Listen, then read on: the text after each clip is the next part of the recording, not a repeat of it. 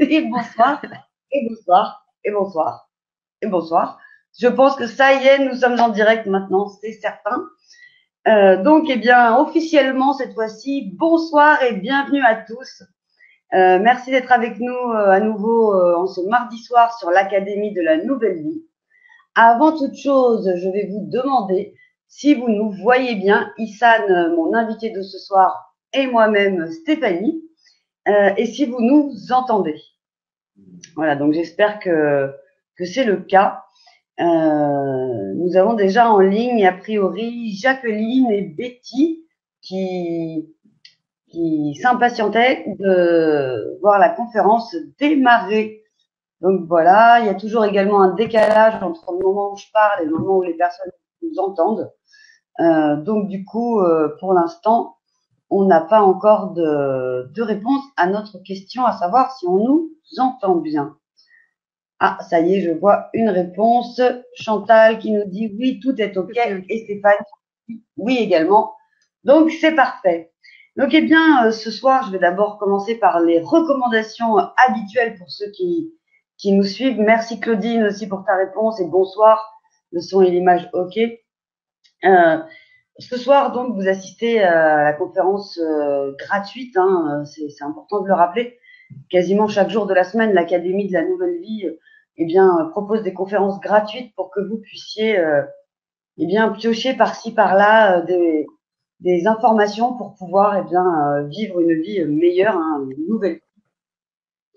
Et pour en profiter au mieux, eh bien, il est conseillé de vraiment prendre ce temps pour vous, de couper Facebook, Messenger, vos téléphones, de mettre les enfants dans la pièce d'à côté et surtout également de prendre avec vous de quoi prendre des notes. Comme vous voyez, moi j'ai déjà préparé mon petit papier comme d'habitude avec le titre de la conférence, l'intervenante et la date aussi. Des petits restes de l'école, ça.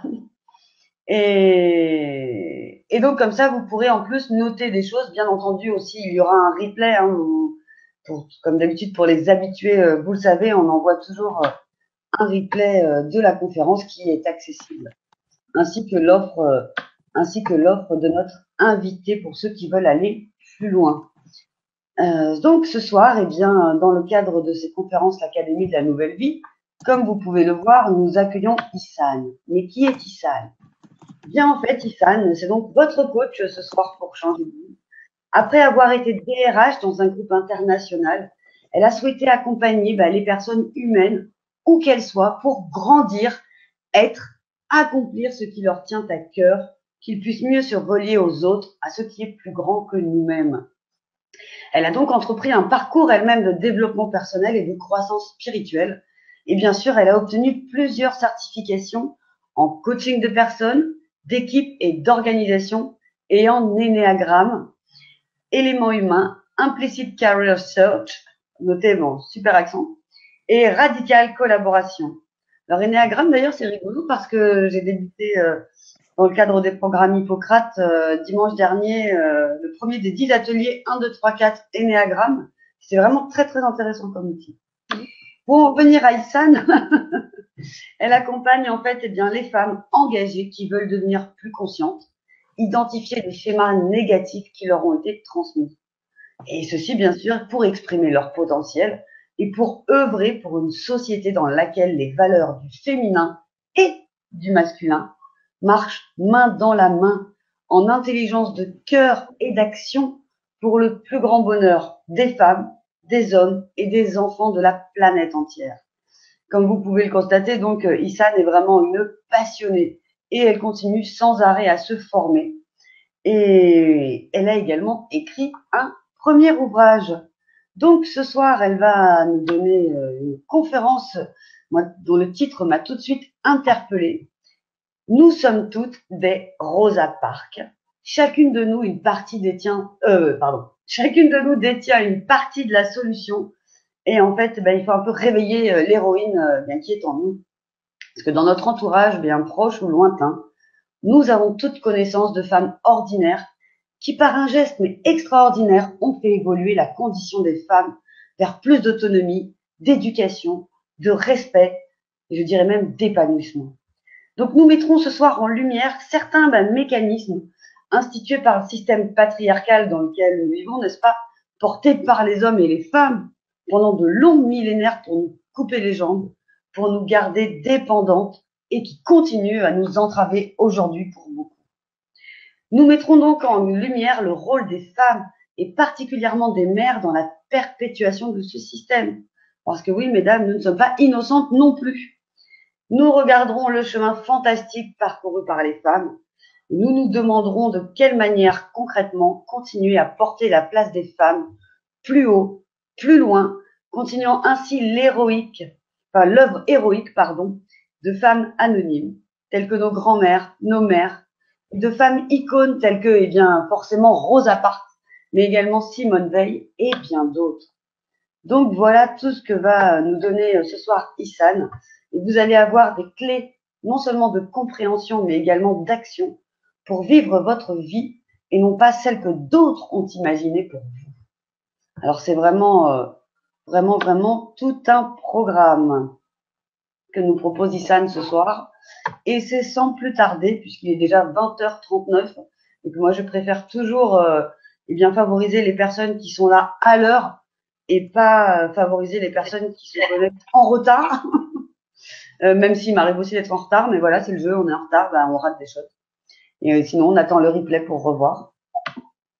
Du coup, bienvenue Ihsan, et peut-être que tu vas pouvoir te présenter toi également plus avant, ou rentrer dans le vif du sujet tout de suite, comme tu préfères. C'est toi maintenant la star. Moi, je reste en soutien pour te poser les questions qui seront dans le chat. Voilà, pour te seconder. À toi, Ihsan, et je te mets en plein écran en plus. Merci. Merci beaucoup, Stéphanie. J'aime beaucoup la présentation que tu viens de faire. Ça me met un peu la pression. Alors, bienvenue à toutes et à tous. Alors, donc pour cette conférence qui s'intitule « Nous sommes toutes des Rosa Parks », donc mettre l'héroïne en nous au service d'un monde meilleur.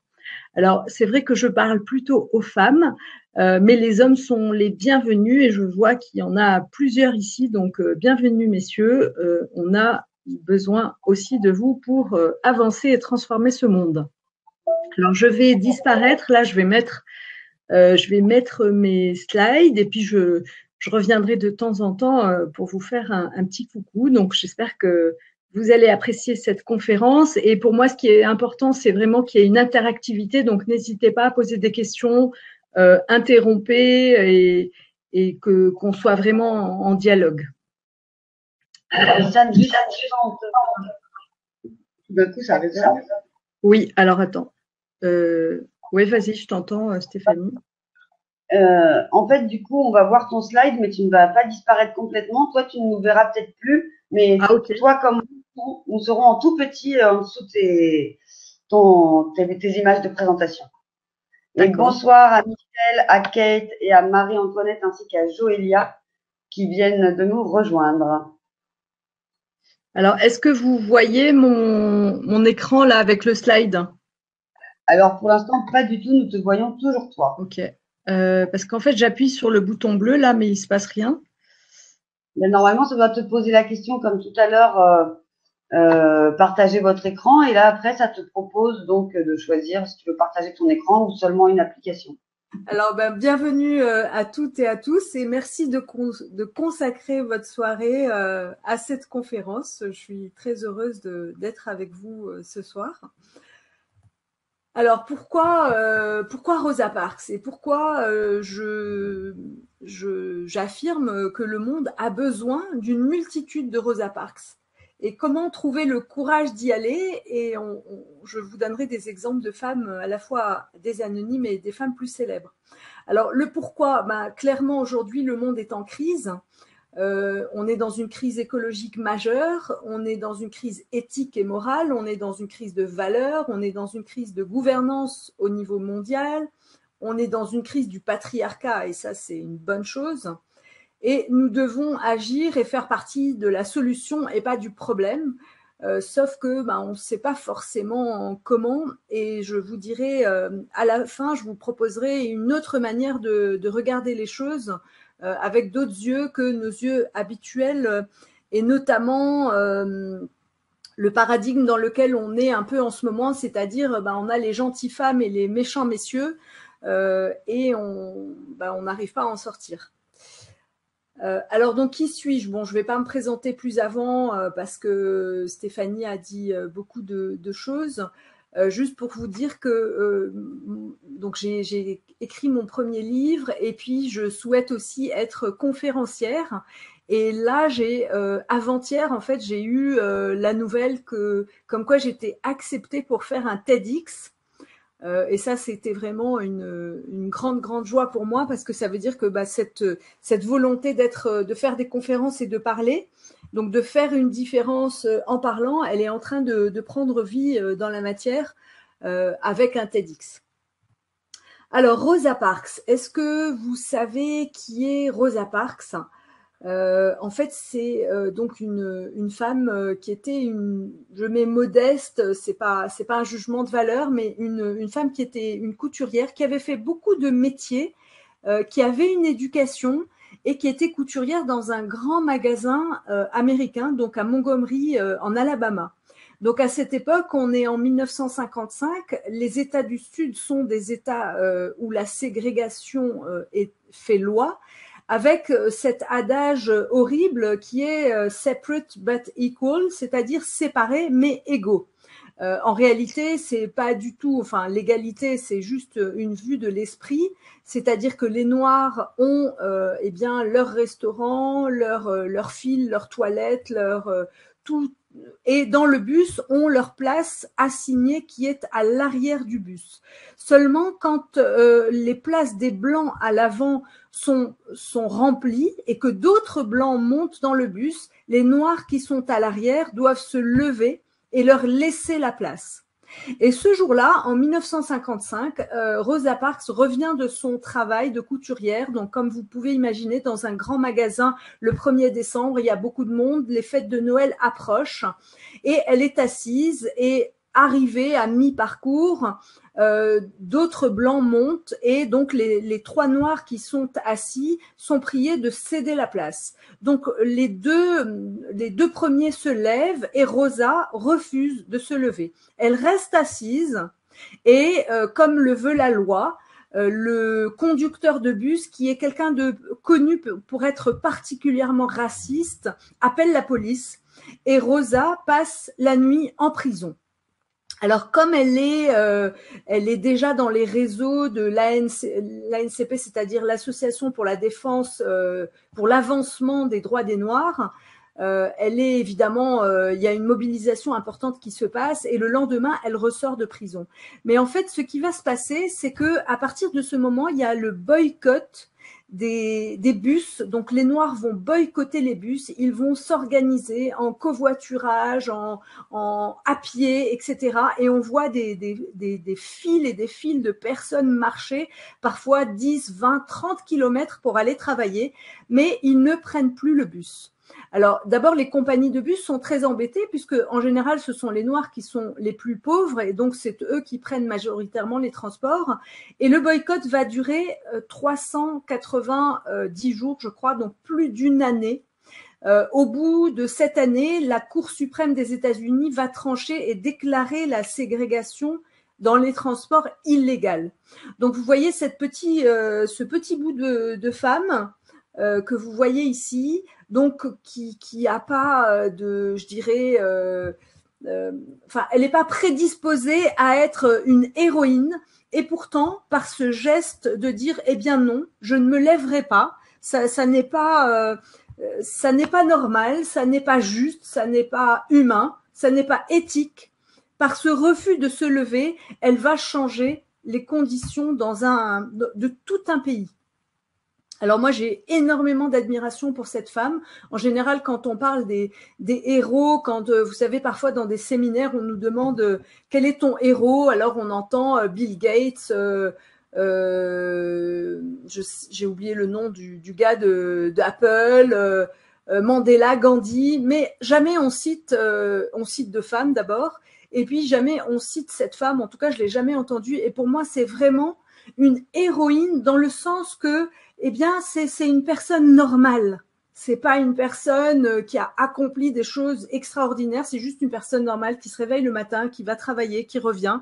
Eh bien, ça veut dire que chacune et chacun de nous est une personne normale et peut faire des choses, enfin, une personne ordinaire qui peut faire des choses extraordinaires. Et donc, voilà, c'est pour ça que je dis, nous sommes toutes des Rosa Parks, c'est-à-dire que nous avons toutes en nous cette flamme, nous avons toutes en nous ce non qui permet de dire un grand oui, mais on le mobilise pas forcément. Alors aujourd'hui, je lui rends hommage. Alors après, il y a d'autres femmes qui sont anonymes et célèbres. Vous en connaissez sûrement beaucoup et je vous invite à les mettre dans le chat pour qu'on puisse échanger ensuite.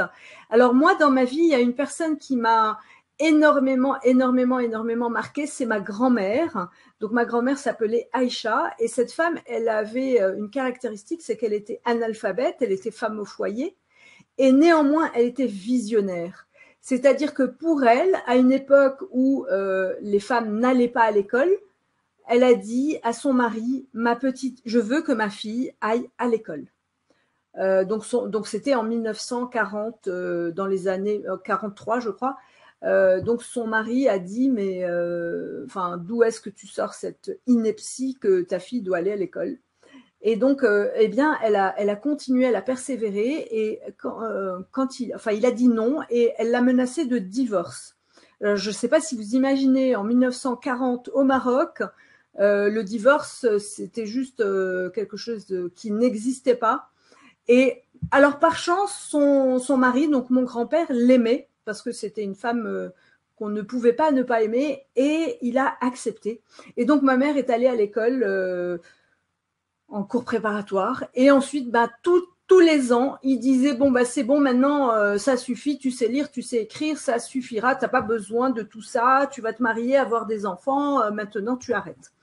Et grâce à sa mère qui l'a soutenue, eh bien ma mère a pu aller à l'école, a pu avoir le bac, a pu aller même faire des études supérieures en France, ce qui était complètement à l'époque vraiment incroyable. Et au-delà de ma mère, ce qui s'est passé, c'est que toutes les filles de la famille ont pu aller ensuite à l'école, et même de la famille très agrandie, très élargie. Et petit à petit, eh bien, c'est devenu normal qu'une fille aille à l'école.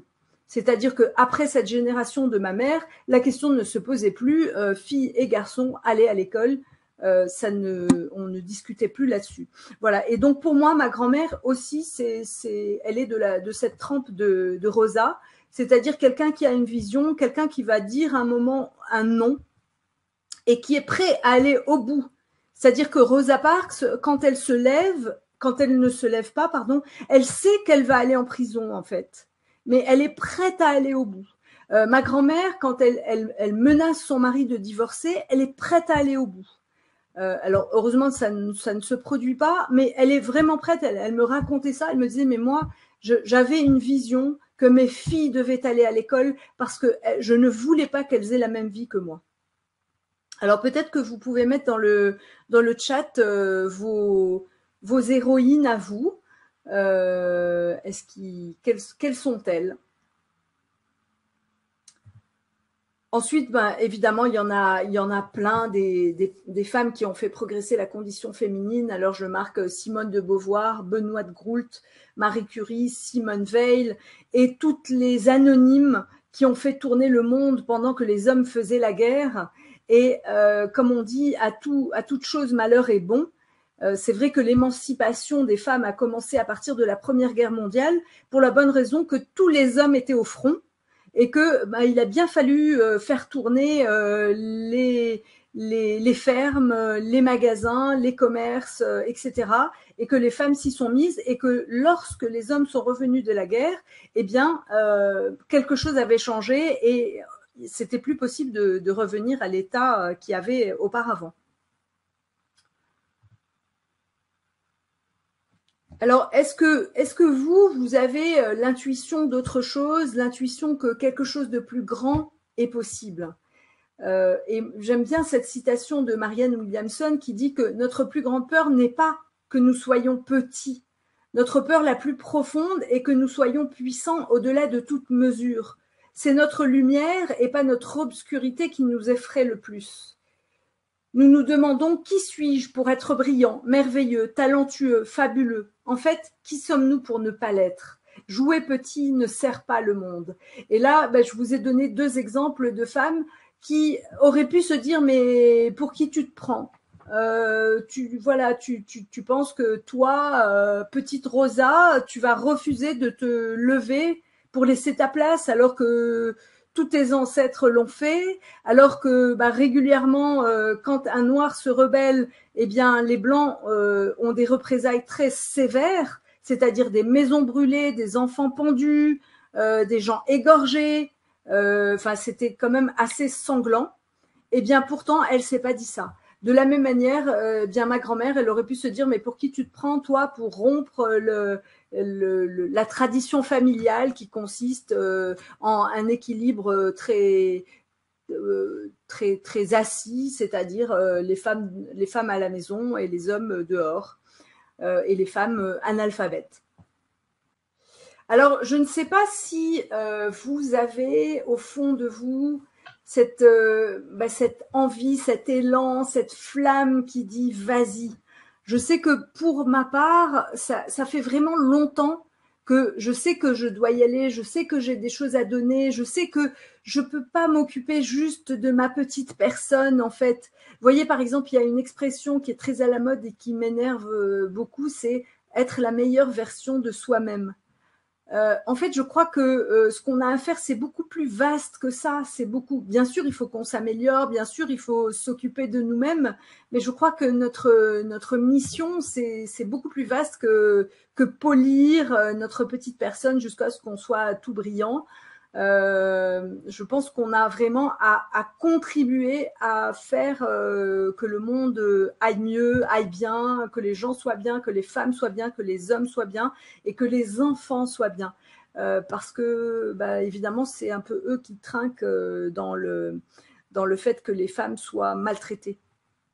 Alors, je sais pas, voilà. Est-ce que vous vous posez la question parfois de dire est-ce que vous avez envie d'une vie avec plus de sens, une vie au service une vie dans laquelle vous pouvez exister pleinement en tant que femme? Je sais que moi, si je partage mon exemple personnel, je pense que ça a duré environ 10 ans. Vous voyez, je crois que ça m'a pris 10 ans et c'est énorme 10 ans pour vraiment que je puisse être pleinement, me dire oui, là ça me va, vous voyez, de dire j'aime ce que je fais, j'aime le fait d'avoir écrit un livre, j'aime le fait de donner des conférences, j'aime ce qui m'attend devant moi. Et là, je me sens utile, je sens que ça a du sens et je sens que je peux faire une différence dans le monde et contribuer et également évidemment me faire du bien et m'améliorer, mais pas que. C'est pas un but en soi d'être meilleur. C'est plus pour donner aussi. Stéphanie, est-ce que tu peux me lire un peu le chat ou ce qui se passe? Tout à fait.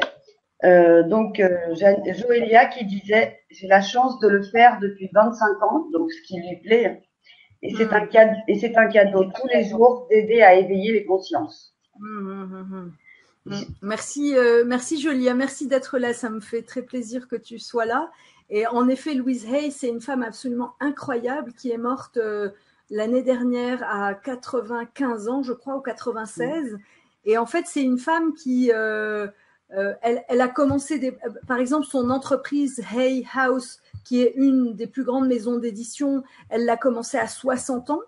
Et puis après, elle a commencé, par exemple, à 85 ans, elle a commencé à peindre. Tous les ans, elle avait des nouveaux projets. Et c'était pas du tout le genre de personne qui se préparait à mourir comme on peut en voir parfois. Elle disait, moi, oui, j'ai des nouveaux projets tant que je suis en vie. Elle a eu un nouveau chéri. Je crois qu'elle avait 92 ans. Donc, c'est une femme absolument incroyable. Donc, oui, merci, Jolia, de la citer. Et c'est bien aussi de citer des femmes parce que oui, globalement, quand on parle des héros, eh bien, c'est plutôt des hommes qui sortent. Et puis même pour vous dire, par exemple, moi j'avais mis héroïne dans mon titre. Et en fait, ça n'a pas pu, quand vous avez reçu le mail, ben, vous n'avez pas reçu héroïne parce que en fait, le mail qui vous a été envoyé est parti en spam parce que héroïne égale un mot négatif. Donc vous voyez, c'est même, enfin même les distributeurs s'y mettent, c'est-à-dire que ben on peut avoir des héros mais pas des héroïnes parce que le nom a été corrompu par un autre sens négatif. Ah bah oui, la substance illégale, bien sûr. Voilà, c'est ça. Donc voilà. Donc oui, et puis Joélia, ben en effet, ben, c'est une femme qui œuvre pour les femmes depuis 25 ans, enfin pour les femmes et pour l'humanité, mais globalement c'est vrai qu'il y a beaucoup de femmes en général, et qui envoie depuis 25 ans toutes les semaines, je crois, une newsletter pour ouvrir les consciences. Et si vous avez l'occasion, ben, allez jeter un œil sur ce qu'elle fait, c'est vraiment super, avec beaucoup de simplicité, d'humilité et d'humour. Alors, il y a également Janine qui te dit qu'elle n'a pas encore identifié ce plus qui pourrait la différencier des autres. Ok, alors Janine, je répondrai avec plaisir à ta question, mais j'ai besoin d'un peu plus d'infos par rapport à ta question en fait. Est-ce que tu peux préciser ta question s'il te plaît? Je répondrai un peu plus tard. Alors je vous propose de faire une petite méditation pour aller prendre conseil auprès d'une héroïne. Alors fermez les yeux, détendez-vous, prenez des grandes respirations.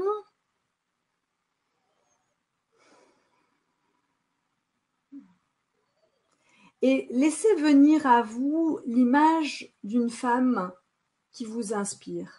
Ne forcez pas, ne pensez pas à quelqu'un, laissez l'image venir d'elle-même.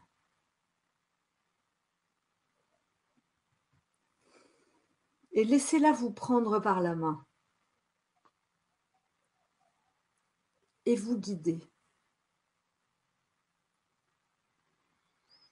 Vous parlez.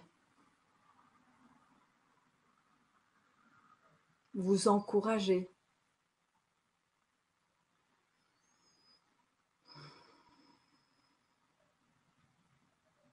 Qu'est-ce qu'elle vous dit?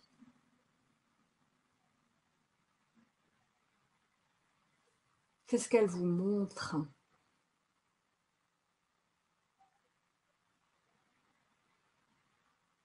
Qu'est-ce qu'elle vous donne?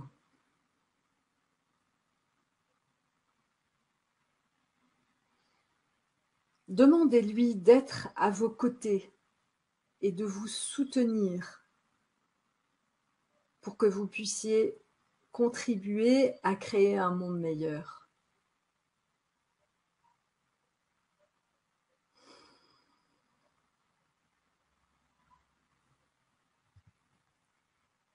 Et quand vous êtes prête, vous pouvez ouvrir les yeux et revenir avec nous.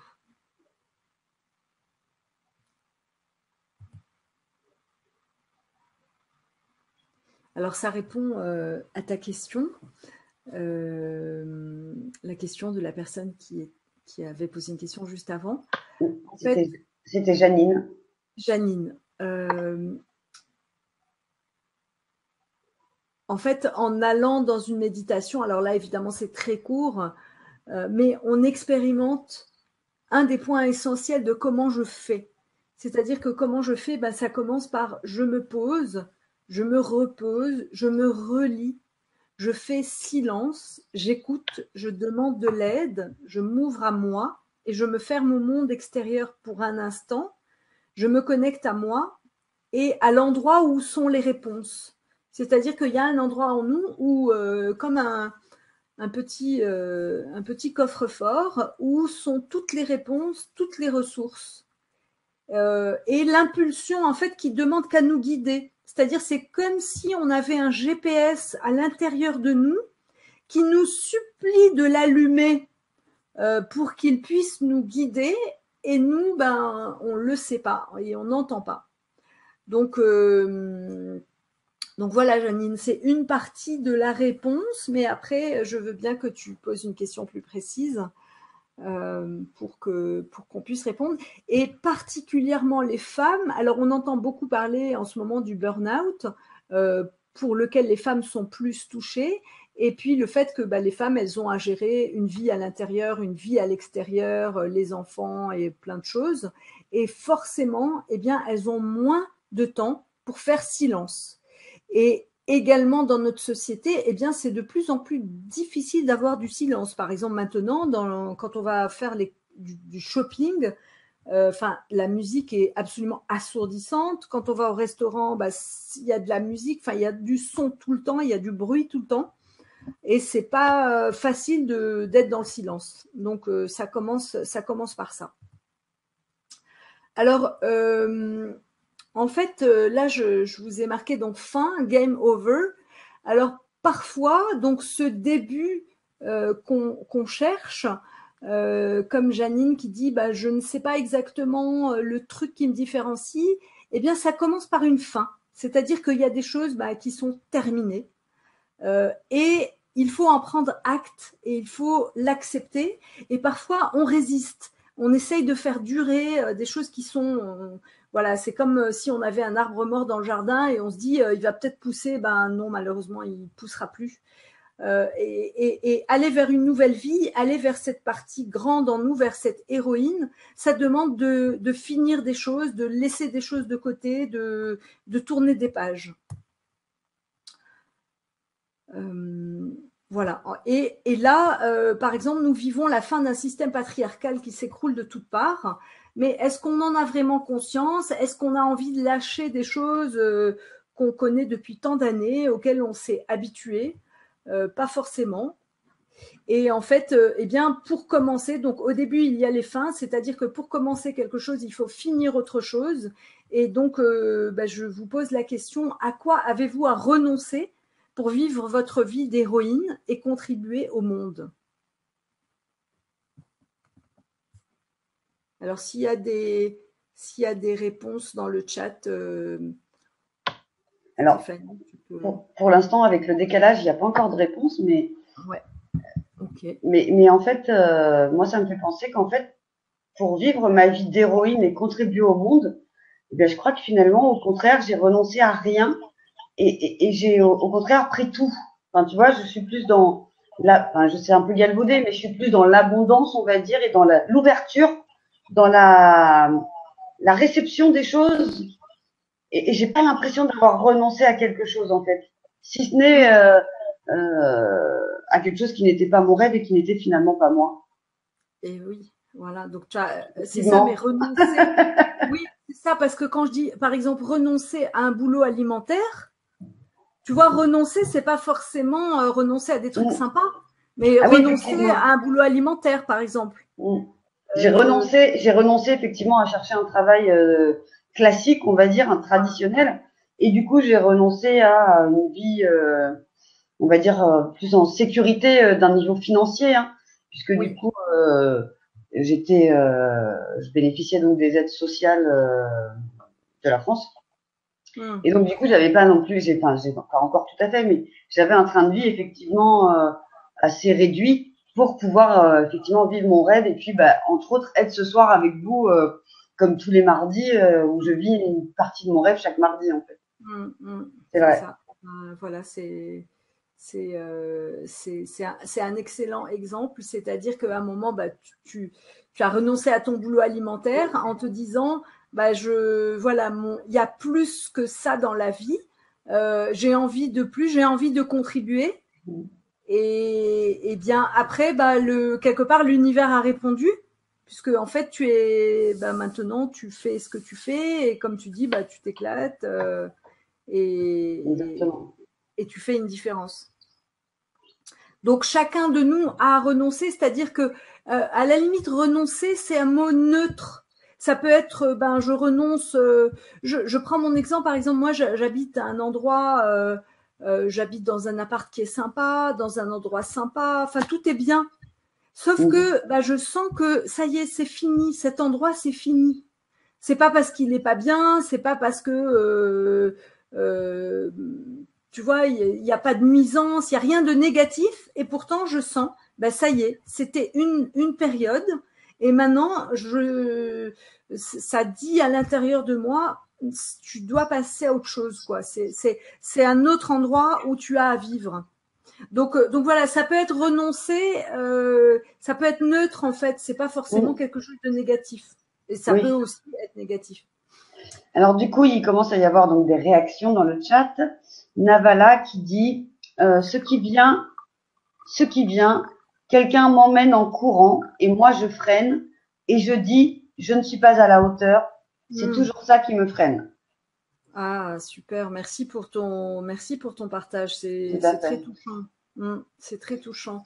Et en fait, je ne suis pas à la hauteur, bah, c'est une des plus grandes peurs qui est partagée. Voilà, on a tous ce je ne suis pas à la hauteur, et particulièrement les femmes.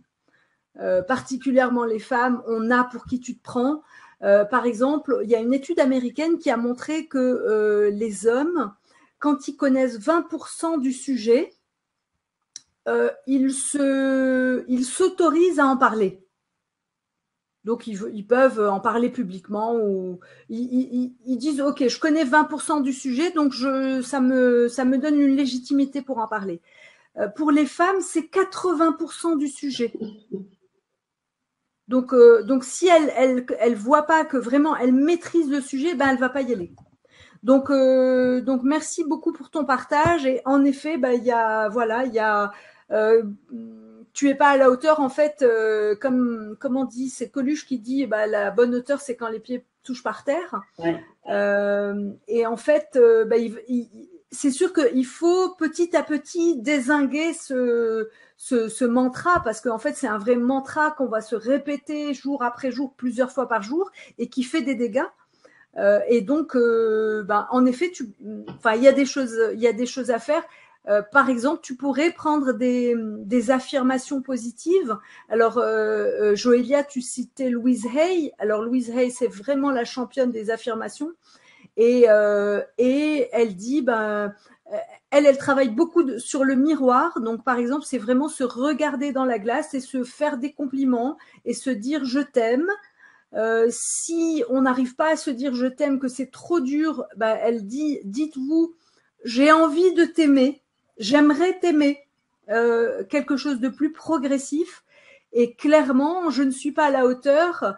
Pour dézinguer ça, eh bien, ça dépend sur quoi ça se porte, mais ça pourrait être, par exemple, si c'est pour, mettons, pour la prise de parole en public, ça peut être, eh bien, des affirmations comme lorsque je parle, on m'écoute, les gens aiment m'écouter, ou voilà, ou Joélia, tu peux aussi compléter, parce que Joélia c'est aussi une grande pro des affirmations avec les rayons sacrés. Mais c'est sûr que je ne suis pas à la hauteur, c'est un gros poison sur lequel, enfin, qu'il faut pas négliger, parce que euh, oui, ça peut se bousiller la vie en fait avec ça. Et donc, en fait, je disais, le point suivant, c'est traverse. En fait, on a des choses à traverser. Que dois-tu traverser? Eh bien, là, par exemple, tu as à traverser ce je ne suis pas à la hauteur. Par exemple, identifier, je sais pas, 5-6 secteurs où ça se produit, et faire un petit pas. Pas des grands pas, mais faire un petit pas pour commencer à te dire ah oui, tiens, finalement je pensais que j'étais pas à la hauteur pour parler à cette personne, et finalement ça s'est bien passé. Et faire un peu le contre-coup des je ne suis pas à la hauteur, c'est presque faire un cahier avec toutes les fois où on a été à la hauteur. Parce que je veux dire, si tu es là aujourd'hui, c'est que tu as accompli plein de choses. Je ne te connais pas et j'en suis sûre, tu as accompli plein de choses, mais malheureusement, on valorise, on donne un coefficient très important aux choses négatives, et un coefficient beaucoup moins important aux choses positives qu'on a réalisées tous et toutes.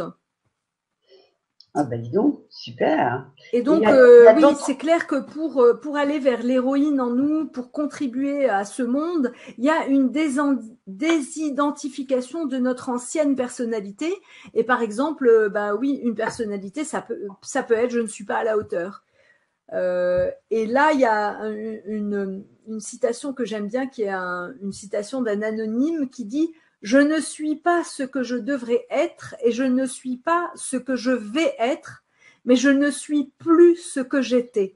Et ça montre qu'à certains moments, ben, on est un peu entre deux eaux, on est en transformation, on est en train de faire notre mue, mais on n'est pas encore arrivé là où on aimerait être. Si je prends mon exemple, ben moi j'aimerais être conférencière. Pour l'instant, ben, j'ai fait des conférences comme ce soir. Je vais faire bientôt une conférence TEDx, mais je me considère pas encore comme complètement arrivée, comme prête, etc. Parce que ben, clairement, il faut que je travaille en fait. Donc je suis dans ce truc un peu entre deux eaux où je me dis mais est-ce que je suis conférencière ou pas.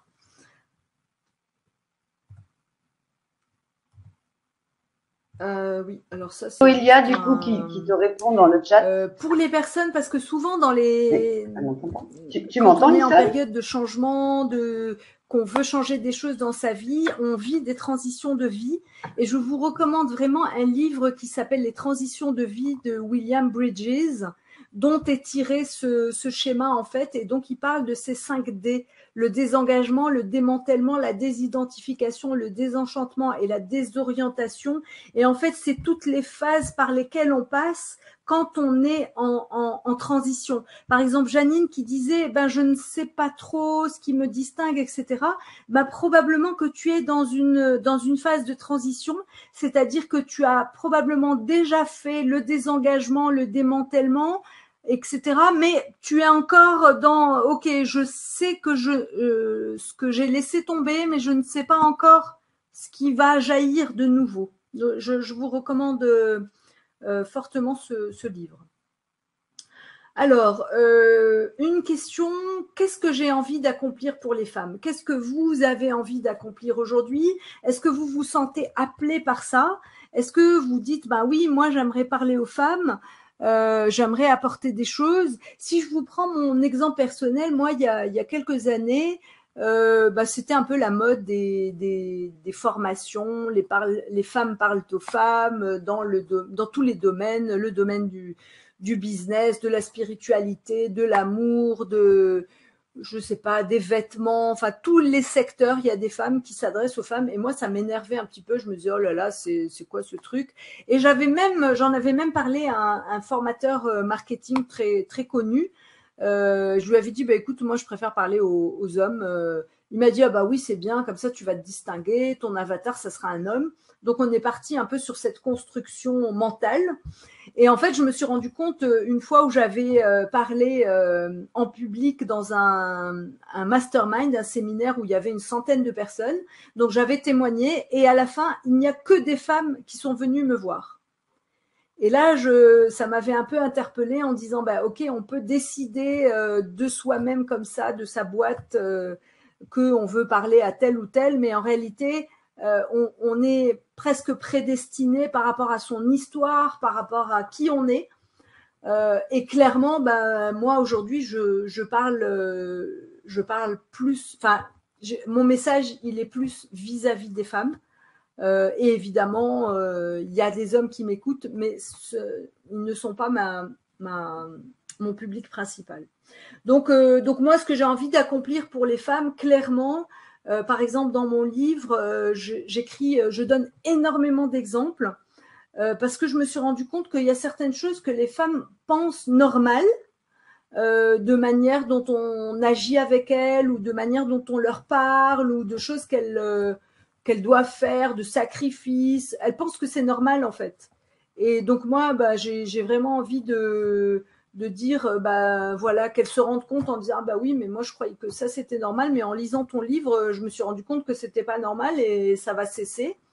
Donc ça c'est une chose. Et puis aussi par rapport à l'éducation des enfants et des petits garçons, j'ai vraiment envie de sensibiliser les femmes à ce point-là. Je vois effectivement que Donc ça. Joëlia qui dit « J'attire toujours à moi des personnes aptes à me comprendre où je suis guidée vers les personnes que je peux aider simplement. » Voilà, génial.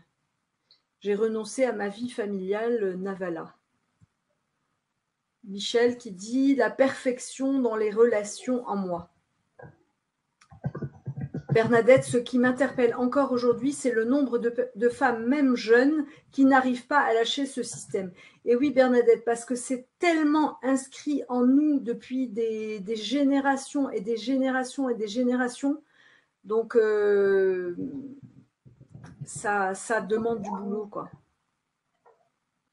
Je vous propose un atelier de mise en pratique le jeudi 12 avril à 20h30, donc ça durera entre 2 heures environ, 20h30, 22h30 ou 23h s'il y a beaucoup de questions, pour aller plus avant.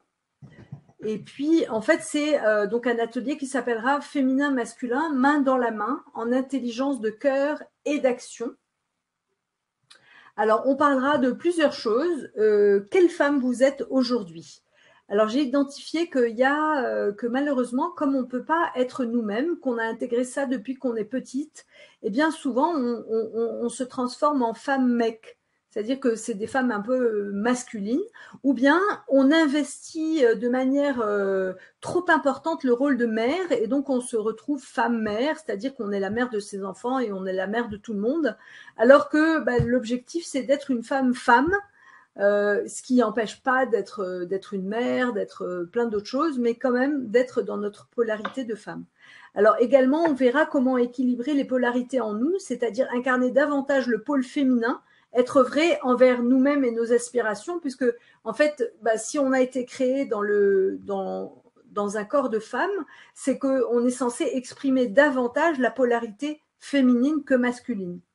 Et puis également, aller de la performance au sens, du faire à l'être, du masculin au féminin, puisque en fait, même en étant femme, comme on nous a inculqué que les valeurs du masculin étaient supérieures aux valeurs du féminin, eh bien, on essaye d'être dans la performance, dans le faire, alors que c'est pas notre nature en fait. Comment se relier on verra aussi que le fait de se relier à des groupes de femmes qui partagent les mêmes valeurs, ça aide énormément. Je sais que moi, ça a beaucoup contribué à faire augmenter ma conscience de ce que vivent les femmes et de tout ce qu'il faut faire pour les aider. Parce que finalement, on peut aussi se dire que nous, on est quand même, on vit dans un pays riche, c'est quand même pas si mal que ça en France. Donc, bon, pourquoi on va aller se casser la tête à essayer de faire mieux. Et puis, on verra également pour les transitions de milieu de vie. C'est une étude américaine qui est assez intéressante. Et puis aussi, comment, quand on est engagé dans ce processus de transformation, comment résister au chant des sirènes du connu et de l'ancien, parce que parfois, on revient un peu en arrière. Et comme tu le disais tout à l'heure, finalement, je crois que c'est Bernadette, les femmes jeunes qui sont attachées au système, je pense qu'elles ont fait des tentatives, mais qu'elles reviennent. Et que il faut pas se croire arrivé. Il faut pas se croire arrivé. Il y a encore du boulot. Voilà. Donc ça, c'est pour celles qui le veulent. Donc jeudi 12 avril à 20h30. Je pense que Stéphanie vous mettra les infos pratiques sur comment ça se passe. Alors, on va continuer. Donc, comment créer un autre monde ? Alors, je voudrais citer deux grands hommes. Alors, Einstein qui dit « On ne peut pas résoudre un problème avec l'esprit qui l'a créé » et Jung qui dit « La vie, pour s'épanouir, n'a pas besoin de perfection, mais de plénitude, de complétude. »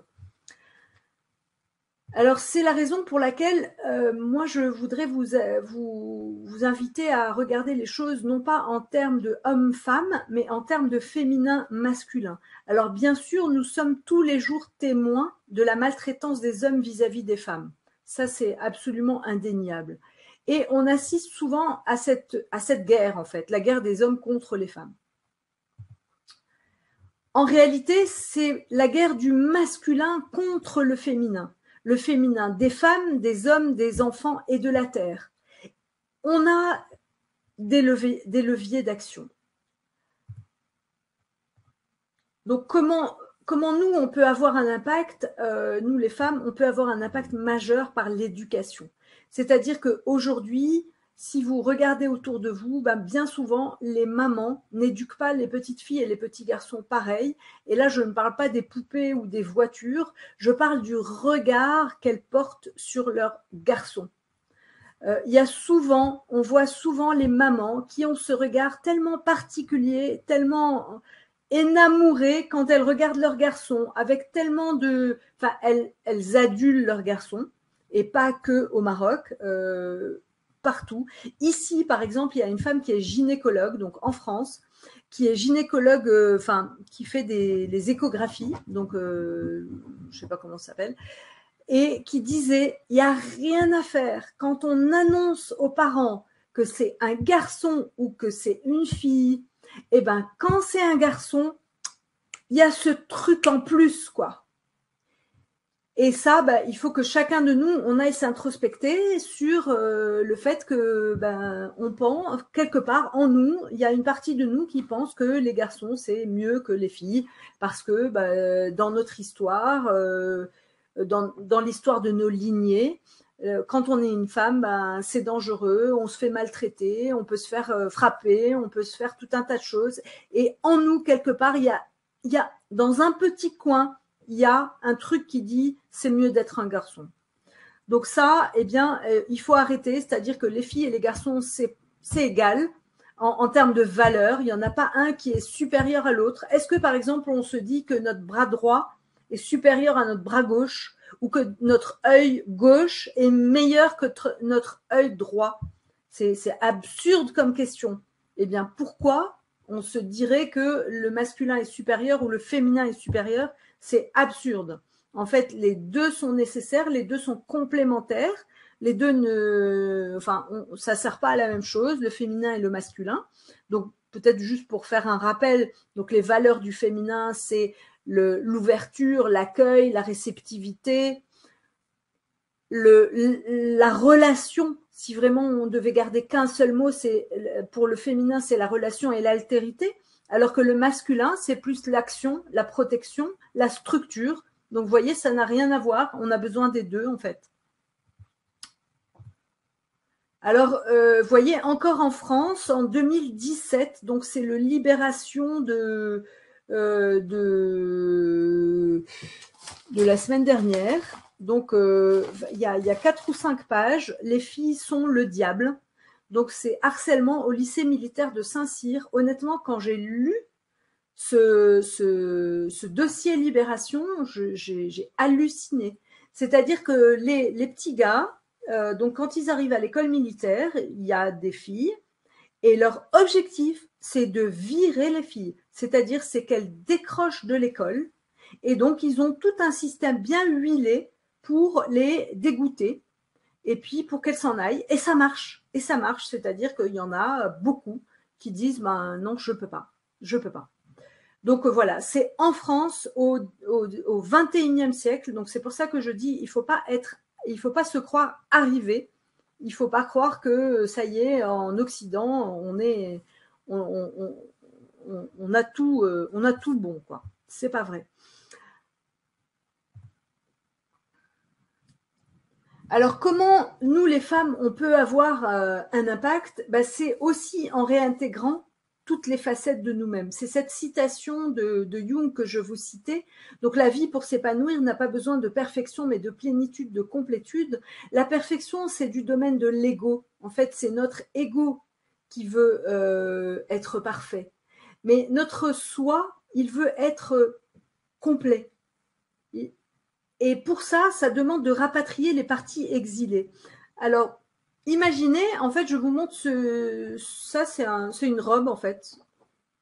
Alors, imaginez que ça soit nous, que ça soit notre personne, et puis qu'on se dise, ben finalement, moi, j'aime pas le rouge, ou j'aime pas le noir. Donc, en fait, je vais découper toutes les petites parties là qui sont noires, on va dire, parce qu'il y en a plus. Donc, je vais découper tout ce noir, en fait. À chaque fois qu'il va y avoir du noir, je vais prendre une paire de ciseaux et puis je vais couper tout ça. Donc vous imaginez la tête de la robe après, ça va être des lambeaux.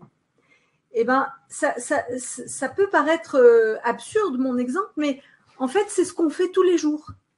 C'est-à-dire qu'on essaye de cacher des parties de nous-mêmes et que en cachant ces parties de nous-mêmes qui nous paraissent honteuses, en fait on se prive de nos ressources. Parce que nos ressources, elles sont aussi dans ces endroits inexploités de nous. Que ce soit des belles facettes ou des facettes moins jolies. Je vous prends un exemple. Par exemple, moi, quand j'étais plus jeune, j'étais très, très, très colérique. Donc, je pouvais vraiment me mettre très en colère. Alors, ça m'arrive encore, mais c'est beaucoup, beaucoup plus rare. Et en fait, eh bien, cette colère, si je le regarde sous l'aspect positif, eh bien, c'est un aspect, comment dire, une capacité à m'indigner, une capacité à dire mais non, ça c'est pas possible, une capacité à me dresser, une capacité à prendre parti. Ben, c'est une qualité. C'est-à-dire que si j'avais pas cette capacité, peut-être que cet aspect des femmes, ça me passerait complètement au-dessus en me disant bon ben voilà, moi je suis en France, je suis bien, j'ai ma petite vie et puis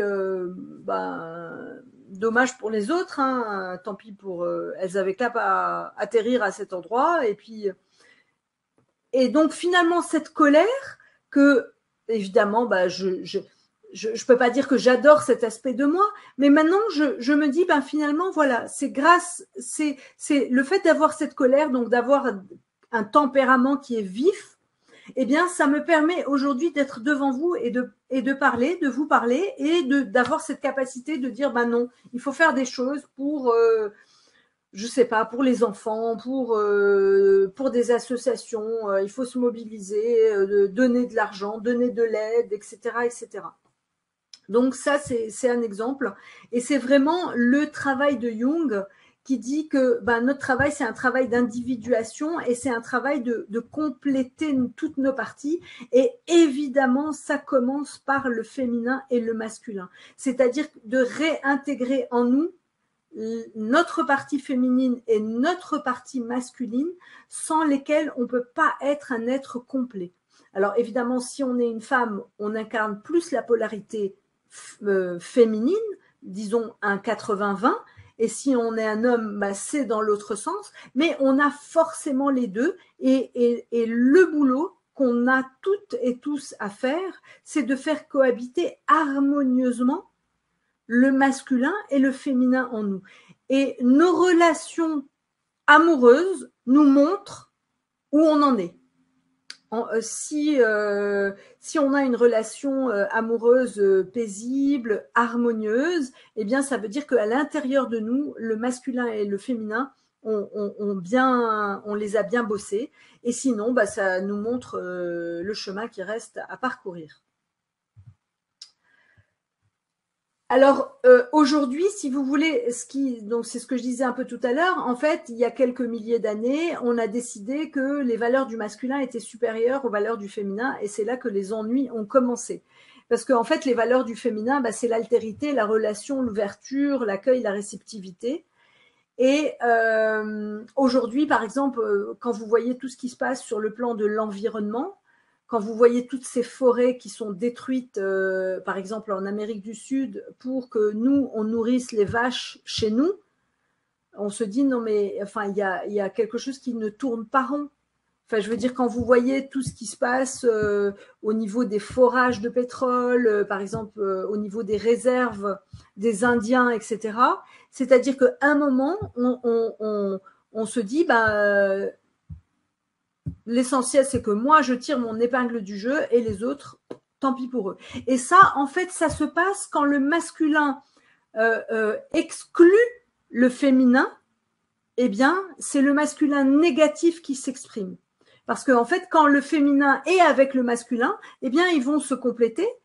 Et avant de prendre une décision, eh bien, on va s'assurer que ça n'a pas d'impact négatif sur les autres, ce qui n'est pas le cas. Vous voyez, par exemple, les Indiens d'Amérique, avant, ils se demandaient les conséquences de leurs actes sur 7 générations. 7, donc le chiffre 7.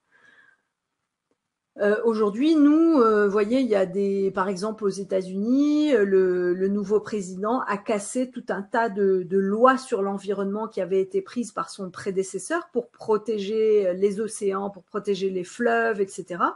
Et par exemple, là, il y a des gros pollueurs industriels qui sont à nouveau autorisés à déverser leurs poubelles dans le fleuve, dans les grands fleuves américains. Et donc, c'est un problème de taille parce que ça pollue les terres, ça pollue les eaux, ça crée des maladies.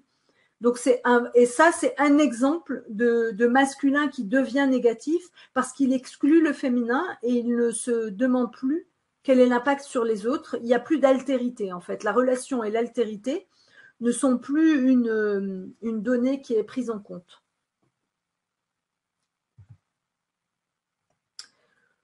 Voilà, bah écoutez, moi je suis arrivée à la fin de ma présentation, donc je serai vraiment très heureuse de répondre à vos questions.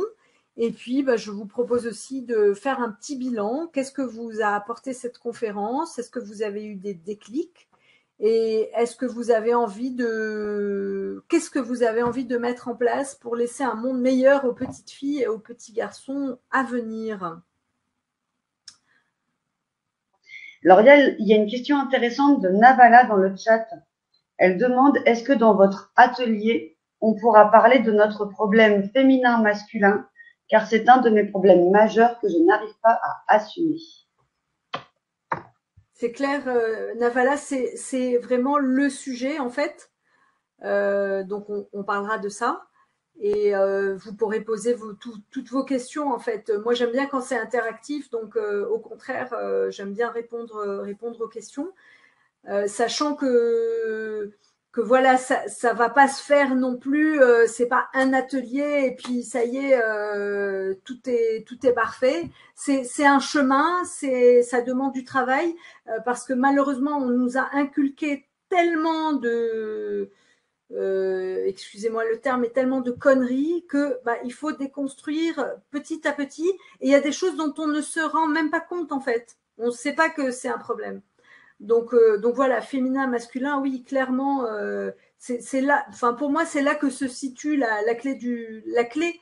Et d'ailleurs, c'est ce qui se passe en fait. Hein, ça émerge parce que, par exemple, je parlais du président américain qui a annulé les décrets qui protègent l'environnement. Mais parallèlement, par exemple, aux États-Unis, bah, c'est clair qu'il se passe énormément de choses et que les valeurs du féminin sont en train de prendre de plus en plus de place. Les gens disent stop, on peut plus vivre, on peut plus juste être. Voyez qu'il y ait 1% de riches qui détiennent la quasi-totalité des richesses pendant que les gens crèvent de faim. Enfin, il y a beaucoup de gens qui se réveillent en fait. Il y a beaucoup de gens qui se réveillent, mais il faut qu'on soit de plus en plus nombreux. Et maintenant, je pense que la bascule, elle est aussi entre nos mains. C'est-à-dire que ben, on éduque des petits garçons qui sont respectueux, qui se prennent pas pour les rois du monde. Et petit à petit, on va rétablir l'équilibre. Donc, je pense que les mères, elles ont vraiment un rôle très important d'éduquer leurs enfants et leurs garçons. Donc oui, Navala, en tout cas, on parlera de ça et c'est le sujet principal. Donc, je vais répondre éventuellement aux questions des personnes. Je vais vous en dire, donner quelques détails sur l'atelier féminin-masculin, main dans la main, en intelligence de cœur et d'action. C'est donc un atelier en ligne, en direct, comme ce soir, mais en comité, on va dire assez restreint en général. Donc effectivement, vous pourrez poser toutes vos questions à Issane ce soir-là. Et cet atelier aura lieu le jeudi 12 avril à 20h30. Si jamais vous êtes intéressé par cet atelier mais que vous ne soyez pas disponible ce jour-là ou à cette heure-là, eh bien sachez que vous aurez de toute façon le replay et que suite au replay, vous pourrez également poser vos questions et qu'on vous y répondra. Donc en fait, il faut savoir que dans notre vie, à chaque fois que nous agissons, nous faisons un choix donc entre deux polarités, masculin ou féminin, aucune n'est supérieure ou inférieure à l'autre. Vous l'avez bien compris, elles sont simplement différentes et mieux adaptées à telle ou telle situation.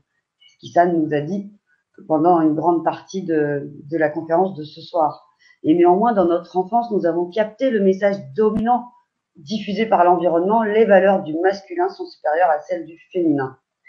Et ben, ça nous était d'autant plus préjudiciable qu'en tant que femmes, comme disait Issa, nous sommes majoritairement 80-20 de la polarité féminine, 80% féminin, 20% masculin. Mais comme on est vaillantes quand même, eh bien nous nous sommes adaptés et nous sommes devenus des femmes mecs ou des femmes mères, beaucoup plus rarement des femmes femmes. Et cet atelier, en fait, eh ben, sera l'occasion d'explorer ces dimensions et d'apporter des pistes concrètes de solutions. Je vous présenterai parce que je dis ça, parce que je serai là au démarrage de l'atelier, mais c'est Issane, bien entendu, qui vous présentera aussi le contenu très surprenant d'une étude sur l'évolution des aspirations des femmes et des hommes en début et en milieu de vie. Et elle répondra donc forcément à toutes vos questions également sur votre cas personnel. Donc en fait, vous allez voir pendant cet atelier quelle femme êtes-vous aujourd'hui, femme mec, femme mère ou femme femme. Comment équilibrer les polarités en vous, incarner davantage le pôle féminin, être vrai envers vous-même et envers vos aspirations. Vous verrez également de la performance au sens du faire à l'être, du masculin au féminin, comment faire et quel chemin prendre. Vous verrez également comment se relier à des groupes de femmes qui partagent les mêmes valeurs. Et bien entendu, les transitions de milieu de vie, avant, après, hommes et femmes, vous serez surpris et rassurés quant à ce que vous vivez. Et résister au chant des sirènes du connu, voilà, vous verrez comment résister à ce chant des sirènes du connu et de l'ancien, et comment embrasser de nouveau, le nouveau, que vous pressentez. Donc, pour les personnes qui ont envie donc d'aller plus loin, puisque comme vous le savez, vous avez deux choix à partir de maintenant, puisque Issane a fini sa conférence, vous avez le choix ou eh bien de continuer à chercher par vous-même, de passer des heures et des heures sur Internet, de lire des centaines de livres, etc., comme on a pu être beaucoup à le faire. Je crois qu'on a reperdu Issane. On a retrouvé Issane. Ou alors, eh bien, de participer donc à cet atelier ou en direct ou en replay si jamais vous n'êtes donc pas disponible le 12 avril et d'avancer plus vite, plus fort vers qui vous souhaitez vraiment être et vers cette vie meilleure qu'on souhaite tout avoir et dont nous a parlé Issane ce soir. J'espère que ça va répondre à l'ensemble de vos questions. Il faut savoir exactement qu'il y a une... pas exactement, il faut savoir également, qu'il y a une garantie avec l'Académie de la Nouvelle Vie, donc vous pouvez tester et puis si vous n'êtes pas content, eh bien on vous rembourse, c'est comme ça. Nous, on veut vraiment apporter de la valeur, vous apporter des choses qui vont vous faire bouger dans votre vie à vous. Et donc, eh bien, on essaye de mettre toutes les chances de votre côté pour que vous puissiez entreprendre ces grands changements que vous voulez voir se réaliser dans votre vie. Voilà, je ne sais pas si Issane, tu as quelque chose à rajouter, vu que on ne peut plus avoir malheureusement d'interaction avec nos académiciens ce soir. Donc Navala qui dit je n'ai qu'une image négative du masculin intérieur et extérieur et je n'arrive pas à sortir de cela malgré un certain travail à ce propos. Est-ce que c'est possible d'appréhender cela dans votre atelier? Donc oui Navala, absolument. Et justement, on verra le masculin positif, le masculin négatif et également le féminin positif et le féminin négatif, puisqu'on a ces deux-là, et comment on essaye déjà de commencer à repérer et puis de faire la paix en fait avec tous ces aspects de nous pour arriver aussi à incarner, parce que si vous voulez, pour nous les femmes c'est plus préjudiciable parce que en fait les hommes, on dit le masculin est supérieur, mais eux, ok, ils souffrent du fait de ne pas avoir leur féminin, mais pas autant que nous, parce que nous c'est notre nature on est privé de notre nature. Donc c'est vraiment pour nous que le travail est le plus important. Alors Joëlia qui dit merci Issane, c'était génial et bravo pour l'image du tissu. Merci Joëlia. En effet, au début, je voulais l'image que j'avais, c'était plus un tissu de un costume. Et en fait, comme j'ai pas trouvé sur internet l'image que je voulais, je me suis dit que j'allais prendre ça. Donc Abdel qui dit masculin et féminin are two sides for the same coin called life, c'est-à-dire sont les deux comment on appelle ça, les deux versants de la pièce. Enfin, c'est pas versant, c'est un autre mot qui m'échappe. Donc oui, absolument. Et en fait, ton exemple est très bon, Abdel, parce que en fait, c'est comme si on disait, en fait, sur les pièces, il y a que pile ou il y a que face. En fait, non, une pièce, c'est pile et face. Et pourtant, non, on dit, ok, comment dire, on ignore une des deux facettes. Alors, ok, donc là, il n'y a plus de commentaires. Peut-être qu'on peut je peux peut-être me reloguer pour voir, Stéphanie, s'il y a d'autres commentaires. Alors, en fait, c'est quand même formidable. Là, du coup, toi, tu vois des nouveaux commentaires. Oui, en fait, le dernier commentaire, il date de 21h51. Mais je vais Ah oui. En fait, c'est parce que je me suis déloguée et revenue, donc je vais le. Déconnecte et reconnecte. Du coup, tu vois les nouveaux messages. Ok, voilà, c'est ça. Alors, j'ai eu une petite réponse d'ailleurs de la technique avec les petits bugs divers et variés qu'on a ce soir. En fait, pour vous montrer pour faire ces conférences, on passe à travers une plateforme qui est géniale d'ailleurs, qui s'appelle LearnyBox. Et a priori, LearnyBox est en train de migrer son système parce que vous savez que YouTube bientôt ne va plus pouvoir prendre en support en fait les conférences. Et donc du coup, il faut sur un autre système. Et il y a peut-être des tests qui sont en train de se réaliser ce soir, ce qui explique les différents petits bugs techniques de la soirée. Mais comme c'est pour aller vers du mieux, ça va forcément progresser et on n'aura plus ces soucis. Mmh. Voilà un petit peu pour l'explication de ce qui a pu se passer ce soir. En tout cas, j'espère, malgré le fait donc, que moi, en tout cas, je ne puisse plus vous lire et je ne peux pas me déloguer, sinon j'arrête toute la conférence, donc c'est pas possible. On va éviter quand même. J'espère que vous avez appris et pris aussi, pas que appris, beaucoup de choses ce soir, que ça va vous aider, que pour beaucoup d'entre vous, vous pourrez nous rejoindre lors de l'atelier pour aller plus loin, donc le jeudi 12 avril. Vous avez normalement l'offre où vous pouvez cliquer dessus pour voir donc tous les détails et pouvoir vous inscrire. Voilà, donc si vous avez des soucis effectivement pour accéder au paiement, donc sachez que c'est bien 33 € seulement l'atelier de Issan. C'est un beau cadeau qu'elle fait ce soir à nous tous, aux académiciens. Vous savez que nous, on aime bien que nos intervenants fassent des beaux cadeaux à notre communauté de l'Académie de la Nouvelle Vie. Et puis comme ils sont tous dans la générosité de cœur, la bienveillance, ils font tous un geste magnifique pour vous, en fait, pour que vous puissiez aller mieux dans votre vie. Parce que, comme disait Issan elle-même, elle veut contribuer à bâtir un monde meilleur. Et c'est en rendant accessible au plus grand nombre toutes ces informations qu'on peut contribuer effectivement à bâtir ce monde meilleur, et bien tous ensemble. Ok, est-ce que tu vois le chat, Stéphanie, ou pas? Non, moi je le vois toujours pas. Ok, Pourquoi tu as vu moi une nouvelle? je le vois.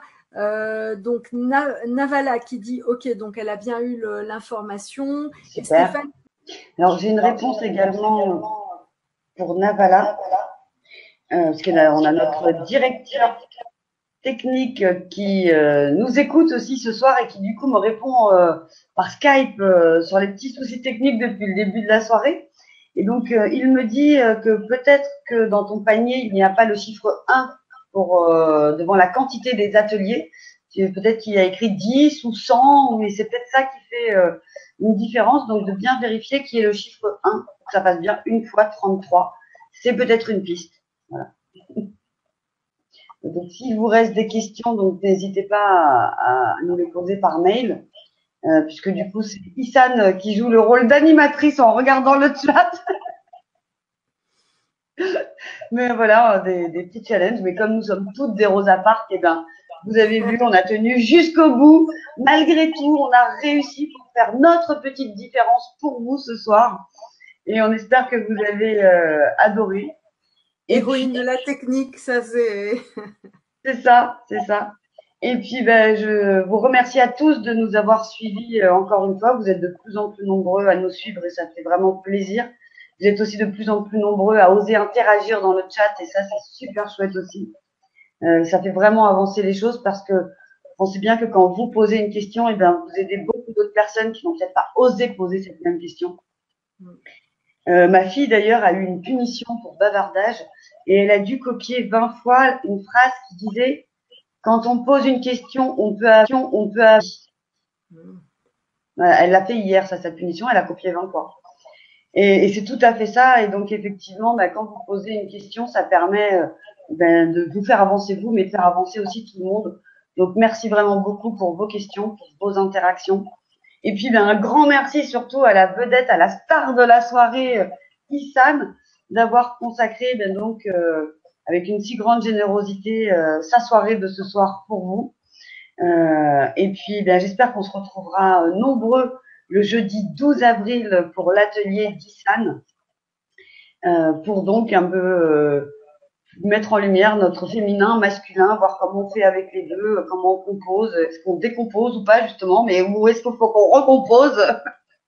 C'est exactement ça. Et d'ailleurs, ça me fait penser que tout à l'heure, quand tu as dit que quand on annonce une grossesse et que c'est un garçon, eh bien en général les gens sont contents. Eh bien c'est très marrant parce que moi, quand j'étais enceinte de mon premier enfant, on me demandait déjà comment tu vas l'appeler et je savais pas encore le sexe et je disais si c'est une fille, Marie, et si c'est un garçon, je sais pas, X ou Y. Et puis quand je suis allée faire l'échographie, on m'a donc annoncé que c'était un garçon. Ma mère m'a demandé quand je suis revenue, parce que j'habitais chez mes parents, elle voulait pas savoir, mais elle m'a demandé alors. Et je lui ai répondu, je suis contente quand même. Et elle m'a dit, ah, c'est un garçon. Donc moi, j'ai un peu fait l'inverse. Et j'étais très contente finalement quand il est né que ce soit un garçon, parce que de toute façon, garçon ou fille, on est très content. Mais parce que dans la petite clinique où j'ai accouché, il y avait 6 bébés en même temps. Et mon fils, c'était le seul garçon. Je dis que je suis contente du coup d'avoir un garçon. Mais voilà, c'est marrant. Donc, merci à tous. Super. Merci beaucoup à toi, Stéphanie, pour ton accueil et tes interactions. Et merci à toutes et à tous d'avoir passé la soirée avec moi. Il y a encore une centaine de personnes. Voilà, et d'avoir résisté à tous ces petits bugs techniques. Vraiment, bravo, vous pouvez vous féliciter. Désolée vous avez ces bugs et merci pour vos questions, vos interactions. Et donc, au plaisir de vous retrouver pour ma part mardi prochain et le jeudi 12 avril, la semaine prochaine également, avec Issan, pour tous ceux qui auront eu la bonne idée de s'inscrire à son atelier. Je vous fais des très gros bisous à tout le monde. Moi, j'adore faire ça à la fin. Bonne fin de soirée à tous. À très vite. Merci encore. Ciao.